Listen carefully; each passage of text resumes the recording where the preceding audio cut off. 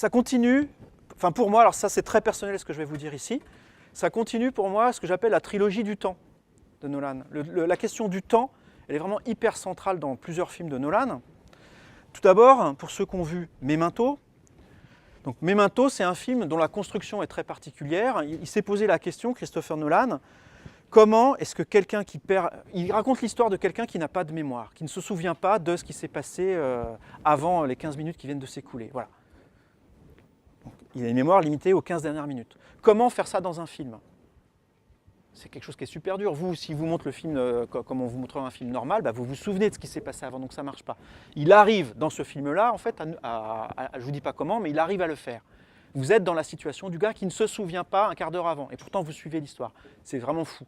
Et c'est relié vraiment au thème du temps qui passe, hein.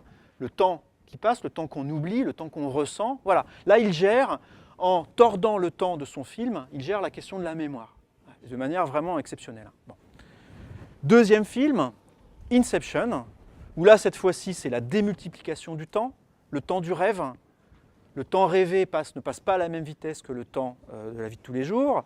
Donc après, c'est Nolan, donc il aime bien compliquer un peu les choses. Il y a du rêve dans du rêve dans du rêve, donc de la démultiplication du temps à l'infini, au point où une vie peut passer en un battement de cils. Une vie qui passe en un battement de cils, ça vous rappelle ce dont je viens de parler. Interstellar, c'est ça. Interstellar, le temps qui n'est pas le même à la surface d'une planète qui tourne autour d'un trou noir et dans un vaisseau spatial qui est loin, c'est ça aussi.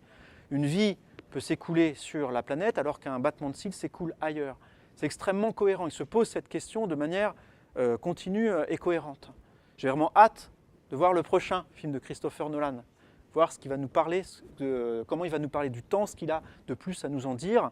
Et je suis vraiment persuadé que ça sera extrêmement intéressant.